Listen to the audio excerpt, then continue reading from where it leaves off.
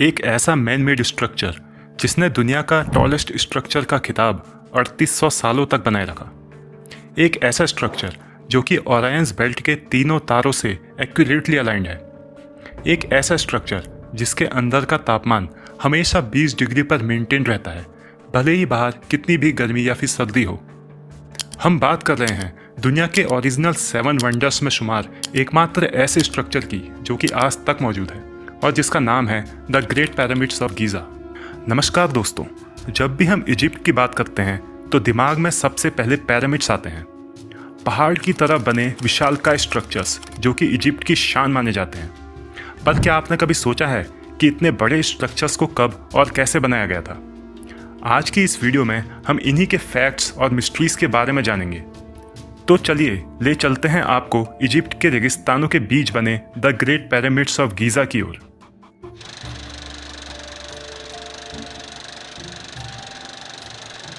बात है आज से करीबन 4500 साल पहले सन 2580 BCE की, जब the great pyramids of Giza का निर्माण शुरू हुआ था। The great pyramids of Giza 3 pyramids का एक ग्रुप है, जिनमें सबसे बड़ा है पिरामिड ऑफ खुफू, जिसे उस समय के इजिप्ट के राजा फेरो खुफू के लिए बनाया गया था और जिसकी हाइट इसके बनने के समय करीबन 146.5 मीटर थी, जो कि इतने लंबे समय की वेदरिंग की वजह से अब 138.5 मीटर बची है। इसके बाद आता है द पिरामिड ऑफ खाफरे, जिसे खुफू के बेटे खाफरे के लिए बनाया गया था और जिसकी ओरिजिनल हाइट 143.5 मीटर थी, जो कि अब 136.5 मीटर बची है। और इनमें सबसे छोटा है द पिरामिड ऑफ मैनक्यूरे, जिसे खाफरे के बेटे मैनक्यूरे के लिए बनाया गया था, जो कि 66.5 मीटर का बना था और अब उसकी हाइट करीबन 65 मीटर बची है। इनमें से सबसे बड़ा पिरामिड पिरामिड ऑफ खुफू, जिसको बनाने में करीबन 20 से 30 सालों का समय लगा। इतने पुराने समय में जब कोई भी मॉडर्न इक्विपमेंट्स मौजूद नहीं थे, उस समय एक 146 मीटर ऊंचा पहाड़ बनाया गया, जो कि धरती की चारों दिशाओं से परफेक्टली अलाइंड है। ये कैसे पॉसिबल हो पाया, ये आज तक एक मिस्ट्री है। इनका अलाइनमेंट सिर्फ ईस्ट, वेस्ट, नॉर्थ और साउथ डायरेक्शन से ही नहीं, बल्कि ये पिरामिड्स ओरायंस बेल्ट में मौजूद तीनों तारों से भी परफेक्टली अलाइंड है। इससे ये बात तो साफ पता चलती है कि उस जमाने के लोगों को मैथमेटिक्स और एस्ट्रोनॉमी की अच्छी खासी नॉलेज थी। ये तो बात रही पिरामिड्स के फिजिकल स्ट्रक्चर की। अब जानते हैं कि इन पिरामिड्स को कैसे बनाया गया। इसको बनाने में लाइमस्टोन और ग्रेनाइट का इस्तेमाल हुआ। इसका इंटीरियर ग्रेनाइट के पत्थरों और बेस और एक्सटीरियर येलो लाइमस्टोन से बनाया गया है। बाद में इसमें व्हाइट लाइमस्टोन की पॉलिश भी की गई, जो कि समय के साथ झड़ गई और आज के समय सिर्फ पिरामिड ऑफ खुफू के टॉप में हल्की सी कोटिंग बची हुई है। ये व्हाइट लाइमस्टोन की पॉलिश इन पिरामिड्स को चमकदार बनाती थी। जब भी सूरज की रोशनी इन पिरामिड्स पर पड़ती तो ये कोटिंग शीशे की तरह काम करती थी और काफ़ी दूर से भी ये साफ दिखाई देते थे। इन पिरामिड्स में इस्तेमाल हुए पत्थरों का भार 2 टन से लेकर 80 टन तक था।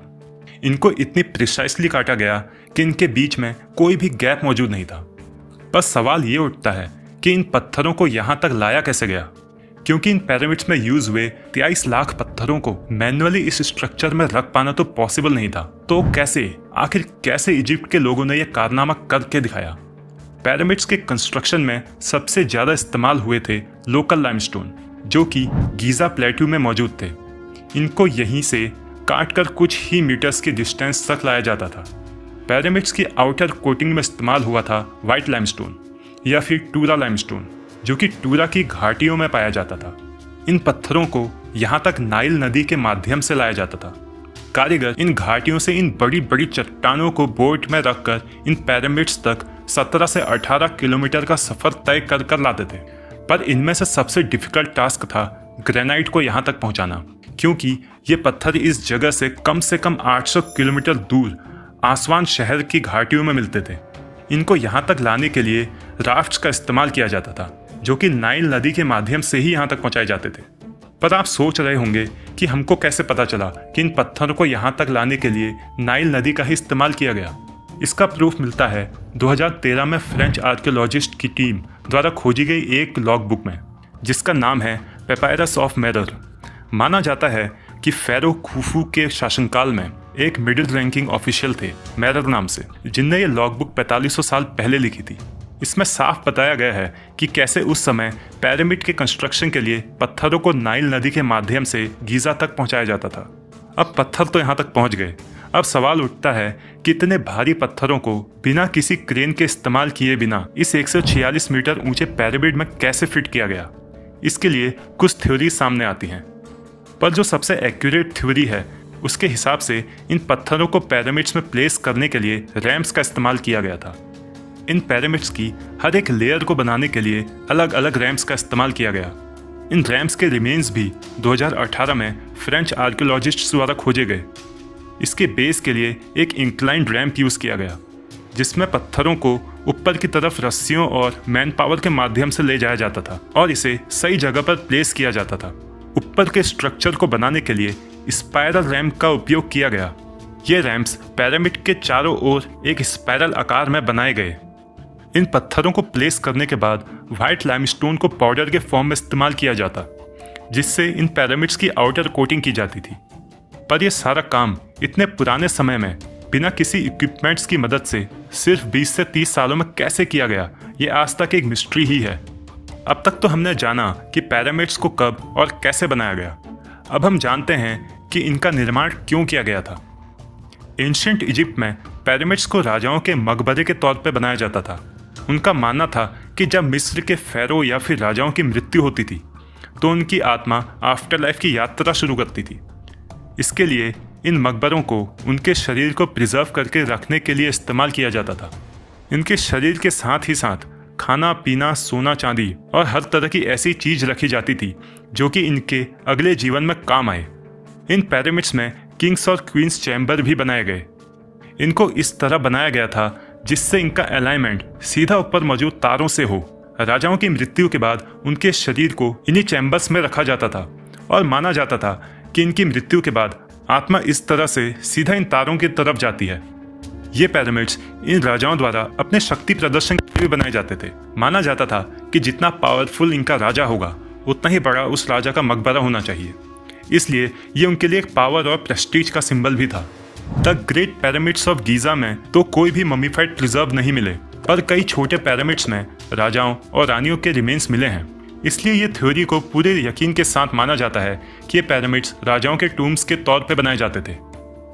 अब तक हमने जाना कि पिरामिड्स को क्यों कंस्ट्रक्ट किया गया और इसको कैसे कंस्ट्रक्ट किया गया। अब हम बात करते हैं पिरामिड से जुड़ी कुछ कंट्रोवर्शियल थ्योरीज के बारे में। Ancient aliens theory. जब भी किसी भी चीज के बारे में इंसान पूरी तरह समझ नहीं पाता तो उसे एलियन से जोड़कर देखा जाता है। यही केस है पिरामिड्स के बारे में। कुछ लोग मानते हैं कि उस समय ये पॉसिबल ही नहीं था कि इतने बड़े स्ट्रक्चर्स बिना किसी मॉडर्न टेक्नोलॉजी के इस्तेमाल के खड़े किए जा सकें। इसके लिए इजिप्ट के लोगों ने एक्स्ट्रा टेरेस्ट्रियल सिविलाइजेशन की मदद ली होगी, या फिर एलियंस ने उन्हें अपने किसी शोध के लिए बनाया होगा। इसके प्रूफ के लिए इन पिरामिड्स का ऑरेंज बेल्ट के तारों से अलाइनमेंट को सामने रखा जाता है। एलियन थ्योरी पूरी तरह से गलत है, क्योंकि हमारे सोचने के विस्तार को सीधे तौर पर चुनौती देती है। बजाय इस थ्योरी पे यकीन करने के हमें तो यह सोचना चाहिए कि आखिर किस तरह इजिप्ट के लोगों ने इन बड़े स्ट्रक्चर्स को बनाया होगा। अब दूसरी थ्योरी आती है हाइड्रोलिक थ्योरी या फिर वाटर शाफ्ट थ्योरी। इस थ्योरी के हिसाब से यह माना जाता है कि पिरामिड्स को बनाने के लिए पानी का उपयोग किया गया था। यह बात इंजीनियर और रिसर्चर एडवर्ड जे कुंकेल ने अपनी किताब फेरोस पंप में भी बताई है। इस बुक में यह बताया गया है कि मिस्रवासी पानी के ताल बनाकर इन पत्थरों को इसके ऊपर तैराते थे और इस पानी का वॉल्यूम बढ़ा या घटाकर इन पत्थरों को पिरामिड्स के ऊपर या फिर नीचे रखा जाता था। पर इस थ्योरी के प्रूफ के तौर पे कोई भी एविडेंस जैसे कि हाइड्रोलिक मशीन सिस्टम इस जगह पर नहीं मिला। इस वजह से इस थ्योरी को भी नकार दिया गया। Power plant theory. इस थ्योरी के हिसाब से यह माना जाता है कि ये पिरामिड्स कोई टोम नहीं बल्कि पावर प्लांट थे, जिनका इस्तेमाल बिजली के उत्पादन के लिए किया जाता था। ऐसा कहा जाता है कि एंशिएंट इजिप्ट के लोग टेक्नोलॉजी के मामले में बहुत विकसित थे। उन्होंने उस समय इलेक्ट्रिसिटी का आविष्कार कर लिया था। इन पिरामिड्स की मदद से पूरे इजिप्ट में बिजली वायरलेस तरीके से पहुंचाई जाती थी। पर इस बात पर यकीन कर पाना पॉसिबल ही नहीं है कि बिजली का आविष्कार आज से 4500 साल पहले हो गया हो और करीबन 100 से 150 साल पहले ही इसका इस्तेमाल करना हम सीखे हों। आपकी पिरामिड्स ऑफ गीज़ा के बारे में क्या राय है? कमेंट करके ज़रूर बताएं।